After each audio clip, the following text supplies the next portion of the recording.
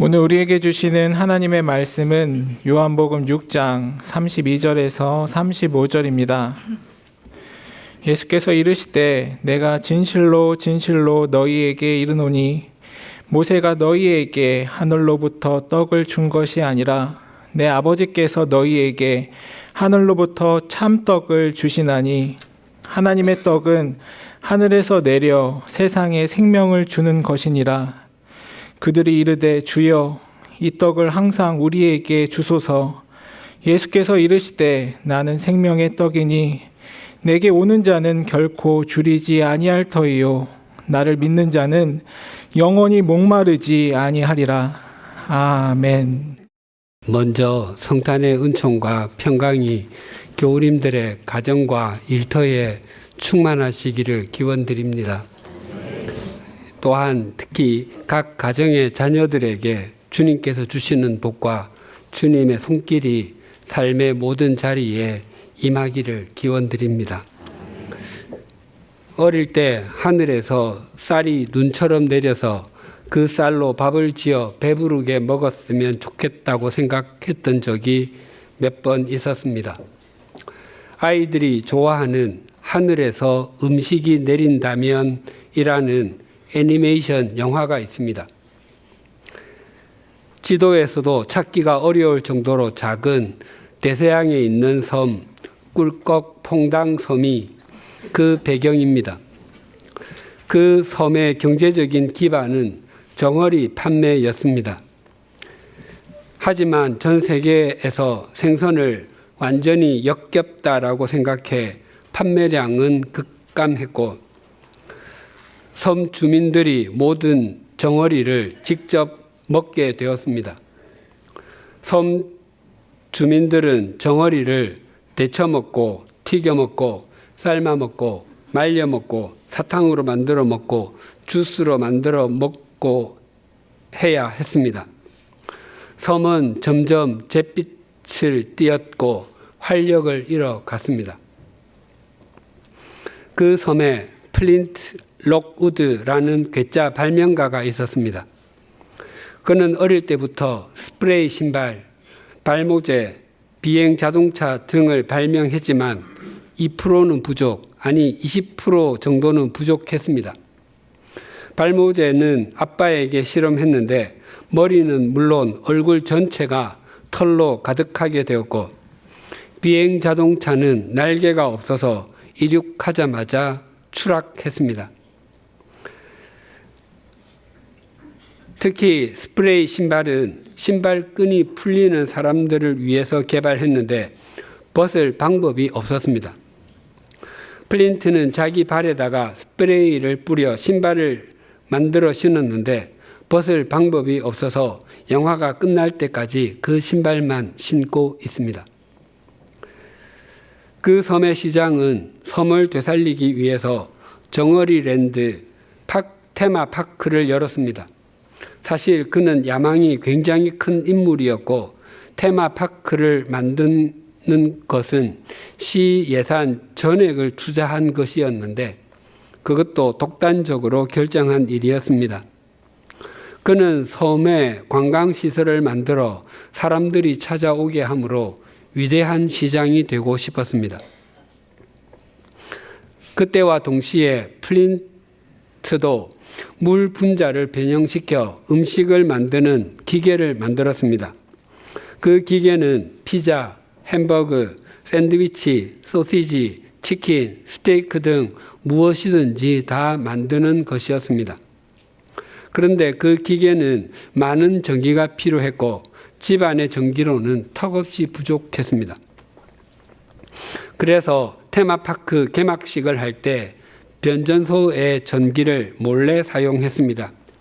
그런데 플린트가 만든 기계에 과도한 전기가 공급되는 바람에 기계는 로켓처럼 공중 여기저기를 날아다녔고 정어리랜드 테마파크 개장식은 엉망이 되고 말았습니다. 플린트는 사람들의 비난과 질책을 한몸에 받았습니다. 그런데 갑자기 하늘에서 치즈버거가 내리기 시작했습니다. 플린트가 만든 기계가 성층권에서 잘 작동하여 구름을 모아서 음식을 만든 것이었습니다. 그 모습을 본 시장은 이 섬을 음식 천국으로 만들어 관광객을 유치하고 한 달 후에 섬 방문의 날을 개최하자고 제안했습니다. 플린트는 사람들의 요구에 부응해서 치킨, 와플, 샌드위치, 도넛, 젤리 등이 계속 내리게 했습니다. 특히 아이들을 위해서 눈썰매장을 만들어 주었는데 그 썰매장은 눈으로 만든 것이 아니라 아이스크림으로 만든 것이었습니다. 그곳에서 아이들이 썰매를 타고 눈싸움, 아니 아이스크림 싸움을 했습니다. 사람들이 먹고 남은 음식은 플린트의 새 발명품 멀리 날려가 해결해 줄 것이라고 했습니다. 낚시 가게를 운영하는 아버지는 플린트에게 테크노 음식은 나이 든 낚시꾼에게는 맞지 않아. 가게엔 여전히 네가 필요해. 알지? 라고 말했습니다. 하지만 플린트는 요즘 시장님과 일해요 아빠라고 답변합니다.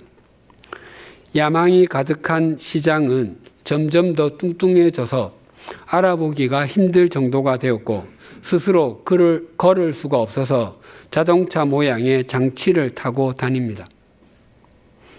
사람들의 요구에 플린트가 만든 기계는 점점 과부하가 걸렸습니다.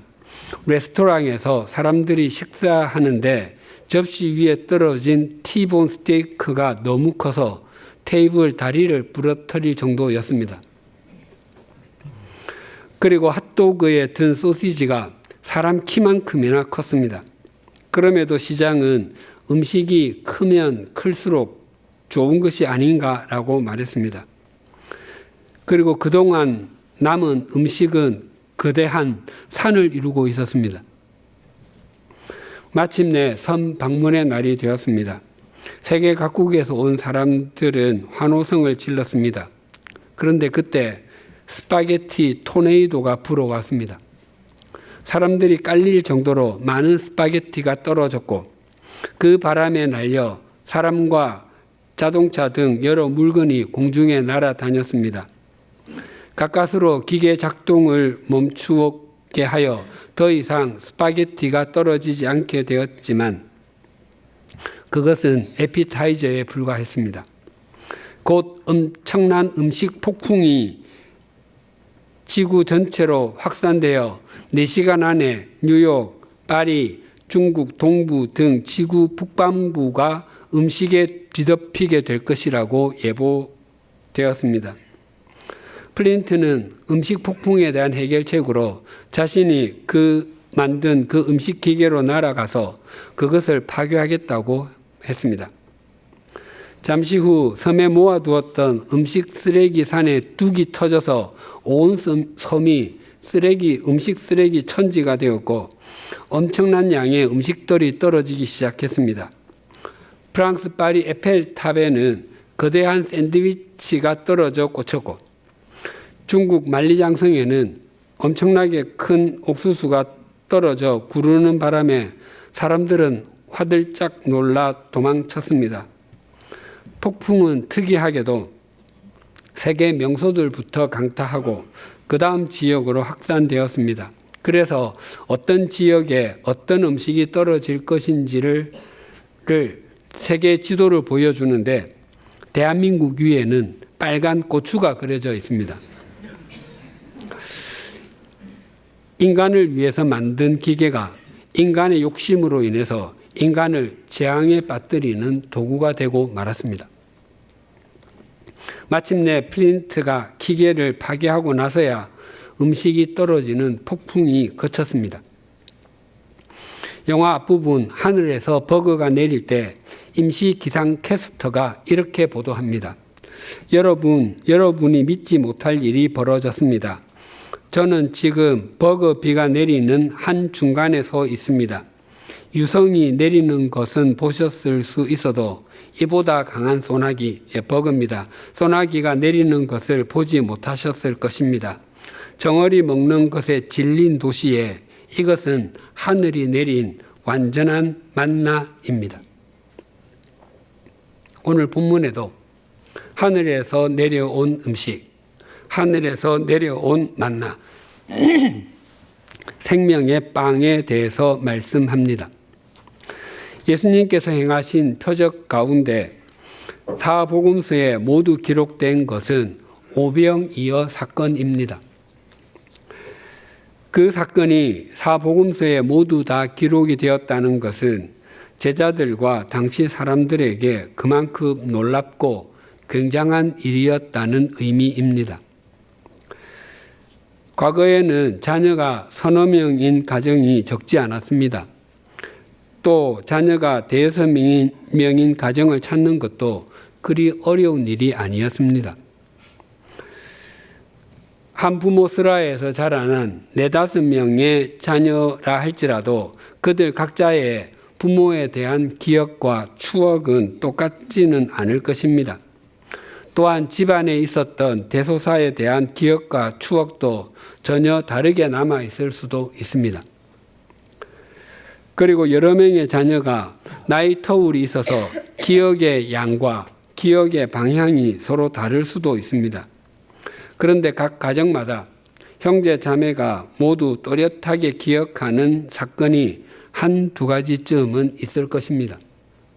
예를 들면 아버지가 가정 경제를 책임지기 위해서 원양어선을 타고 나가셨다가 1년도 훨씬 더 지나서 집에 처음 돌아왔을 때라든지, 어머니가 교통사고를 당해서 몇 달 동안 입원해 있는 동안에 가족들이 번갈아 병원을 찾았던 일을 떠올릴 수도 있습니다.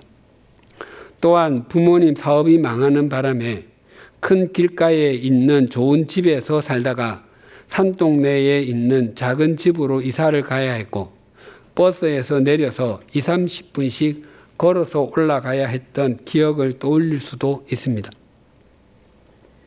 아마 예수님의 12제자에게 십자가 사건을 제외하고 예수님과 함께 보냈던 3년 동안 가장 기억에 남는 사건, 결코 잊힐 수 없는 일은 무엇이었습니까? 라고 질문하면 각각 그 기억과 추억이 미세하게는 다를지라도 그들 모두가 한 목소리로 오병이어의 사건이라고 대답했을 것입니다.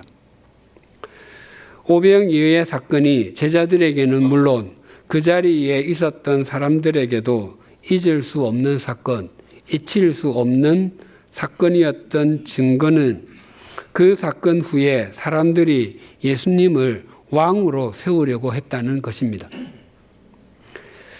당시 로마 제국의 압제를 받고 있던 이스라엘 백성은 구약시대 때로부터 예언된 메시아를 간절히 기다리고 있었습니다. 그분이 오시기만 하면 자신들은 로마 제국의 압제에서는 물론 경제적인 고통에서도 해방될 것이라고 굳게 믿고 있었습니다. 그런데 예수님께서 겨우 빵 5개와 물고기 2마리로 남자만 해도 5,000명이 넘는 사람들을 먹이시자 저렇게 큰 능력을 지니신 분이시라면 그토록 기다리던 메시아가 틀림없다고 생각했던 것입니다. 그래서 사람들은 예수님을 왕으로 옹립하려고 했습니다. 하지만 예수님께서는 홀로 산으로 떠나가셨습니다.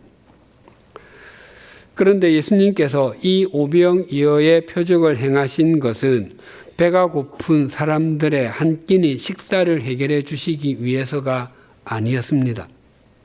예수님께서 사람들에게 빵과 물고기를 나누어 주시기 전에 이렇게 하셨습니다.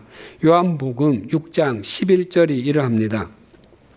예수께서 떡을 가져 축사하신 후에 앉아있는 자들에게 나누어 주시고 물고기도 그렇게 그들의 원대로 주시니라. 예수님께서는 빵과 물고기를 그냥 나누어 주신 것이 아니라 하늘을 우러러 축사, 즉 축복하신 후에 제자들에게 주고 제자들로 하여금 사람들에게 나누어 주도록 했습니다. 제자들은 예수님께서 떼어주신 빵과 물고기를 갖다 나르느라 몹시 분주했을 것입니다. 제자들은 사람들이 더 이상 빵과 물고기를 먹을 수 없을 정도까지 나누어 주었습니다. 예수님께서 식사하실 때에 축사하시는 장면이 성경에 또 있습니다. 누가복음 22장 19절과 20절입니다. 또 떡을 가져 감사 기도하시고 떼어 그들에게 주시며 이르시되 이것은 너희를 위하여 주는 내 몸이라. 너희가 이를 행하여 나를 기념하라 하시고 저녁 먹은 후에 잔도 그와 같이 하여 이르시되 이 잔은 내 피로 세우는 새 언약이니 곧 너희를 위하여 붓는 것이라. 예수님께서는 십자가 지심을 목전에 두시고 제자들과 가진 마지막 만찬, 즉 성찬식에서 동일하게 축사를 하셨습니다. 그래서 예수님께서 행하신 오병이어의 표적은 단지 사람들의 배고픔을 해결해 주기 위한 것이 아니라 들판에서 성찬식을 가진 것과 같습니다. 그래서 요한복음은 우리에게 중요한 힌트를 줍니다. 요한복음 6장 4절과 5절입니다.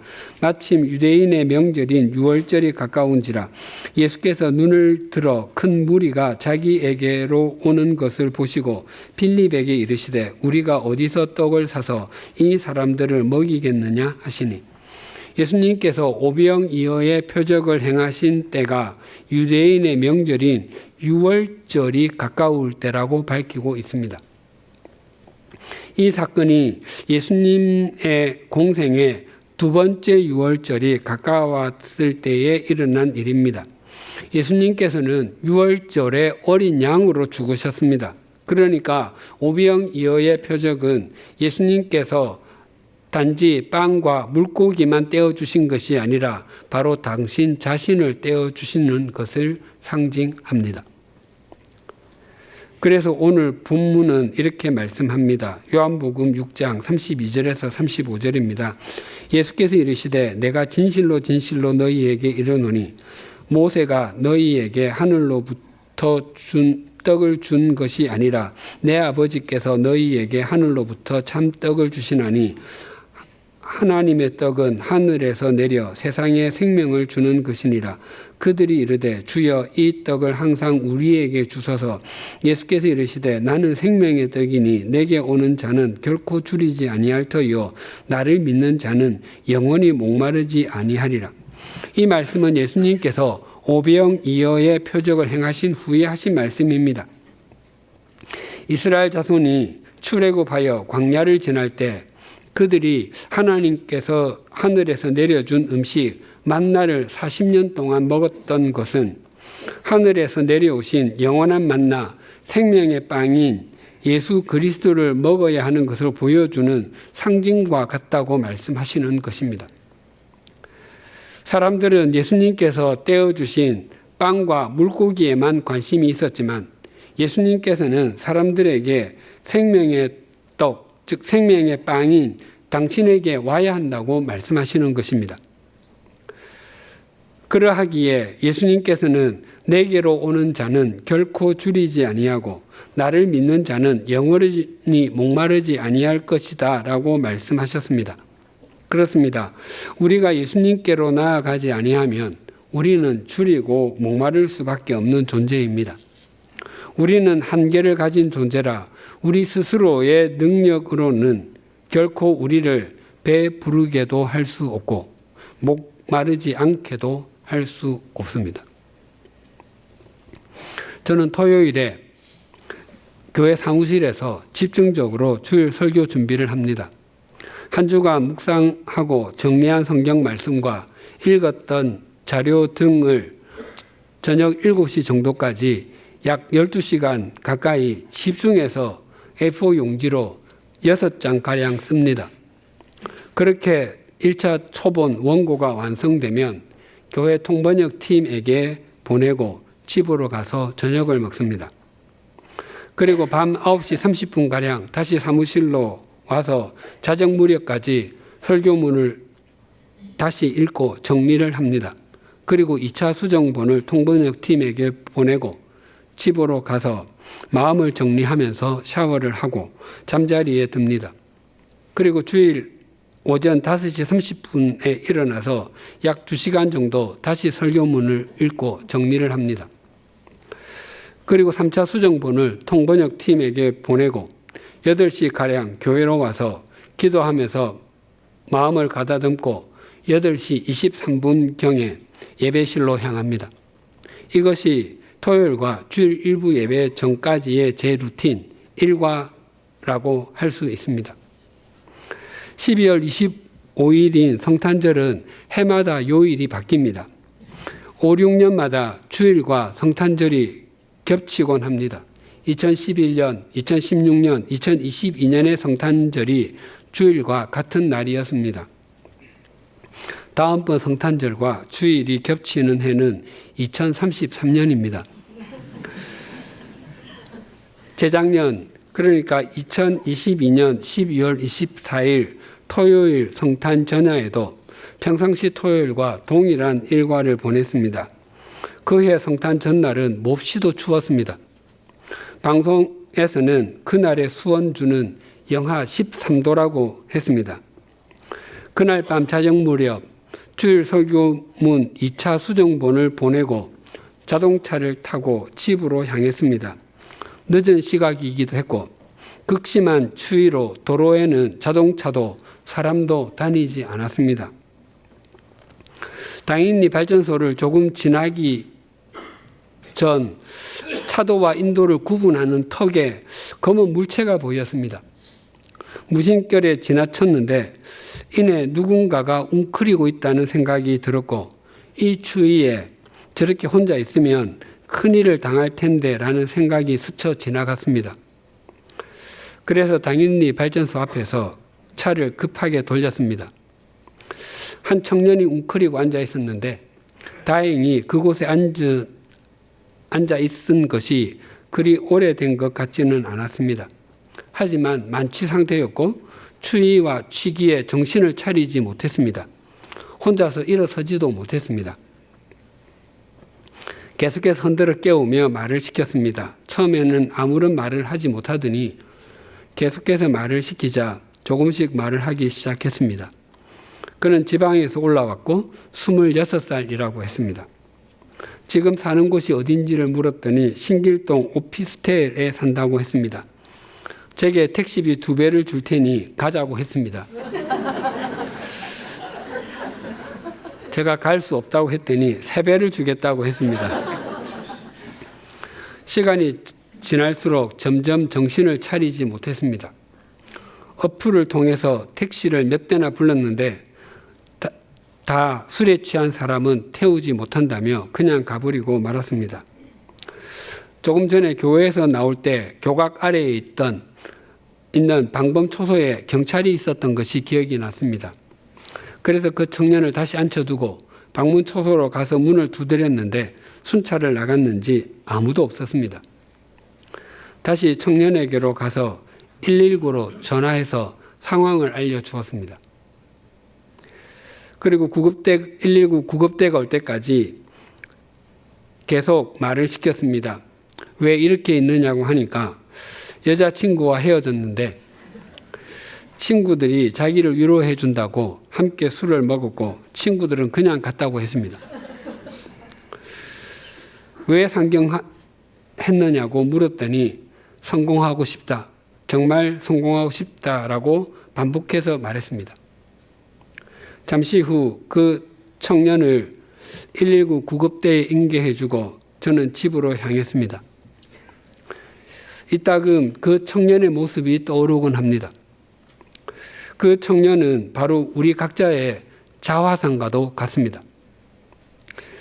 주님께서 생명의 빵, 생명의 양식으로 이 땅에 오시지 않으셨다면 또 우리에게 손을 내밀어 주시지 않으시고 우리에게 영원한 119 구급대가 되어주시지 않으셨다면 우리는 영원히 굶주렸을 것이고 우리의 허물과 죄로 인해 영원한 죽음에 이르게 되었을 것입니다. 오늘은 우리에게 생명의 빵으로 오시고 영원한 119 구급대로 이 땅에 오신 예수님의 탄생을 축하하는 성탄절입니다.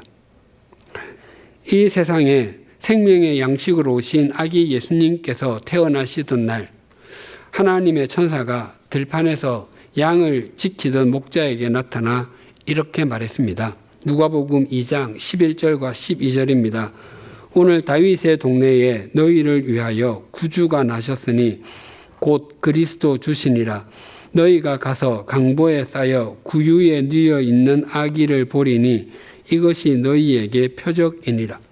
구유는 가축들에게 먹이를 담아주는 그릇으로 흔히 큰 나무 토막이나 큰 돌을 길쭉하게 파내어 만든 것입니다. 생명의 양식으로 오신 아기 예수님께서 짐승의 밥그릇에 뉘어 있습니다. 이 장면보다 생명의 양식으로 오신 예수님을 보여주는 더 좋은 표적이 없습니다. 아기 예수님께서 2000년 전 오늘 이 땅에 오셨습니다. 우리는 본래 영원히 배부를 수 없는 존재였고 영원히 도움을 받을 수 없는 존재였습니다.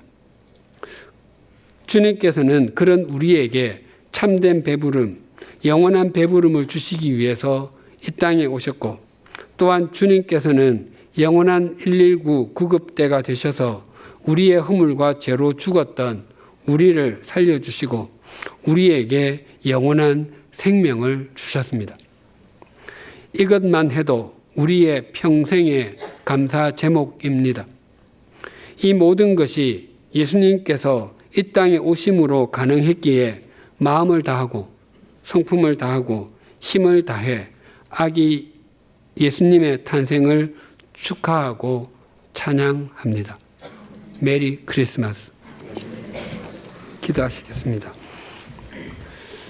긍휼이 풍성하신 하나님 아버지, 우리가 우리를 위해서 아무리 많은 것을 준비하여도 또 우리를 위해서 아무리 값비싼 것을 준비해 두어도 그것은 우리를 결코 배부르게 해주지 못함을 잊지 않게 하여 주시옵소서. 또한 세상에 있는 것 중에 아무리 진귀한 것이라 할지라도 또 아무리 희소성이 있는 것이라 할지라도 그것은 우리에게 참된 양식이 되지 못함을 잘 새기게 하여 주시옵소서. 오늘 이 땅에 생명의 빵으로 오신 주님을 기억하고 축하하는 성탄절을 맞아 예배를 드리게 하심을 감사합니다. 강보에 쌓여 짐승의 밥통인 구유에 누여 있는 아기가 우리를 영원히 배부르게 하는 생명의 양식으로 오신 예수님이신 것을 늘 기억하며 살아가게 하여 주시옵소서. 우리 모두가 생명의 양식이신 주님을 목적 삼고 주님과 동행하며 주님께로 날마다 나아감으로 결코 줄이지도 않고 목마르지도 않게 하여 주시옵소서. 또한 우리는 우리의 허물과 죄로 죽었던 존재였고 그 어떤 존재도 우리를 건져 올려줄 수 없었는데 영원한 119 구급대가 되시는 주님께서 우리에게 손을 내밀어 주셨기 때문에 우리가 살아날 수 있었고 주님의 보호 아래에 있을 수 있게 되었습니다. 바라옵나니 그런 주님의 도우심과 인도하심을 받은 우리의 삶과 믿음이 주님의 생명과 사랑을 이 세상에 흘려보내는 주님의 통로가 되게 하여 주시옵소서. 그리하여 주님 안에서 그렇게 살아가는 우리의 삶이 매일 이 세상을 맑히고 밝히는 소망의 성탄절이 되게 하여 주시옵소서. 예수님의 이름으로 기도드립니다. 아멘.